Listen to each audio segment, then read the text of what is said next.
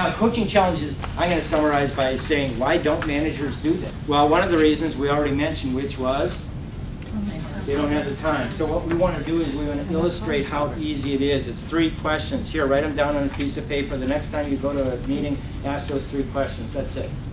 You can do it all the time. I said you do it one-on-one with an employee. Guess what? After a project, here's what we talk about.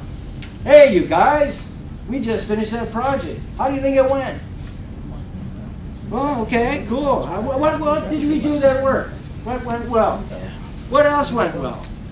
And you can do this anytime. It's 3 questions, 3 easy questions, and then the support and build. So you don't have time? Bunk, it's 3 questions. Everybody has time to ask 3 questions. And if you don't have 3 questions, if you don't have time to ask 3 questions, pick one person to ask the 3 questions of. Well, I got too many people. What did I say at the beginning? Pick one. Out of that 80% there's got to be one person that you can start with. What I find happening in organizations over and over again is you pick one person, pretty soon all of a sudden Lewis is going, how come he's talking with Donnell all the time? How come I can't be part of that? Why can't he give me some of that? Okay? So all of a sudden Lewis is now showing some interest. So I'll start working with Lewis. And pretty soon the rest of the organization is on board as much as possible. Okay? So we say pick 1 or 2 people. We actually even have a chart, and it says who's the most willing, who's the least willing. Write them down, rank them. Okay? Cross everybody off at the bottom. Go with those people. Don't let anybody find that list. Don't find anybody. This is about coaching willingness. Okay? Yeah, keep it to yourself.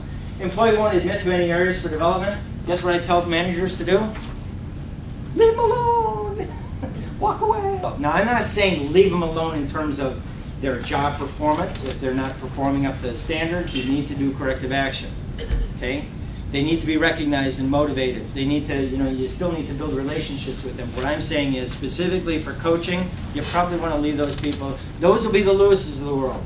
Yeah, I'm happy, I'm doing fine, I'm picking up my paycheck. Okay? And maybe at one of the staff meetings, what I do is I say, you probably noticed me, I've been working a lot with Donnell, and frankly what it is it's just a coaching session. Nothing magic about it. Donnell, I think, is finding it effective. And frankly, I'm finding it a lot of fun. If anybody else wants to join in on this, let me know, because I think there's a lot of ways that I can help guide your career advancement. I can guide your on-the-job performance. I can, whatever. I can support you in different ways. So that's what we say is to leave those people alone. And then finally, the employee doesn't see the benefit in coaching. There will be always those people that don't see the benefit in what you're offering. And I would suggest leave those alone. Have those people. Those people grow up to be the ones that are going behind your back the same thing. Yeah. So, and I'm suggesting to managers, why do you spend time with those people? You have to for the discipline. You have to for the corrective action. But God, don't waste your energy. Waste it on those 80%.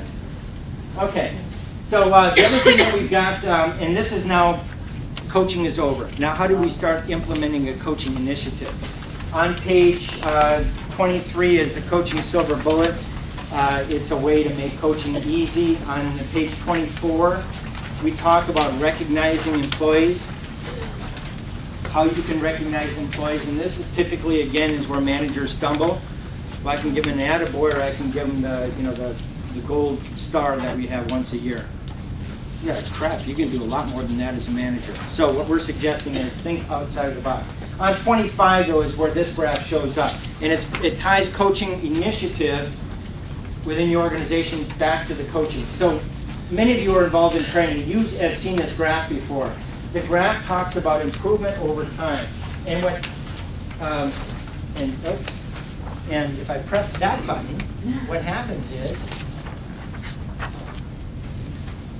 training, behavior over time. If people go through training, behavior improves. Without any sort of reinforcement, behavior goes back down. And performance, which is what we're interested in, dips after training a little bit of a learning curve, and then it might go back up. What we're suggesting is that without coaching, without some sort of management reinforcement, that's what's going to happen. With coaching, that second graph that you have on page 25, this is what's going to happen. Behavior will improve and stay improved. Performance will improve and continue to improve as long as you do these things. After training, provide resources and tools, provide coaching and reinforcement, and provide metrics, some sort of reward and recognition. Coaching is the untold hero here. Okay? It's the one that doesn't cost anything. Okay? It takes a few minutes on the manager's time if they know how to do it. Now, how do you get that within your organization? On page 27. Implementing a coaching initiative. And Joanne signaled to me that we've got 5 minutes left. About 3 minutes now. So let me quickly go through these. Sell the value.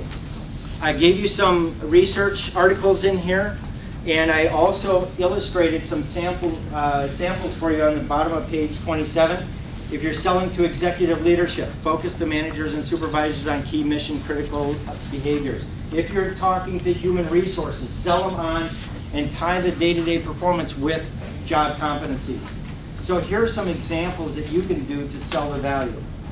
Start where you are. How many of you have some sort of leadership training program in your organization right now? Start there. You know, this is not a sales pitch, okay? For IntelliKey. That will come in 10 minutes. I got towels. But start where you are. You already have the mechanism in there. Build in this tool for managers to ask the 3 questions. Use the 3 questions, okay? Take them and use them. Tie coaching to performance metrics, and we've got some case studies in this handout that show that. And separate coaching for performance management. One of the organizations we deal with has focused on safety, safety, safety, safety. The reason safety is now #1 in terms of like top priority is because everybody talks about it. Talk about coaching. Separate it from performance management. And define your coaching model and process. Start with those who want to. Start with the low-hanging fruit. The rest will catch up, those that want to. Keep it valuable. Broadcast. One of the things that we see over and over again is to make sure that employees see that coaching is part of the culture now. And that does take time and it does take effort. And that, my friends, is that. We've got a page 31 and 32. We've got a little coaching self-assessment in here, if you want to borrow that. A little bit about IntelliKey at the end of the day. You can take that home, and that's good reading. But that, folks, is coaching. And that's why I think coaching is so important in today's economy.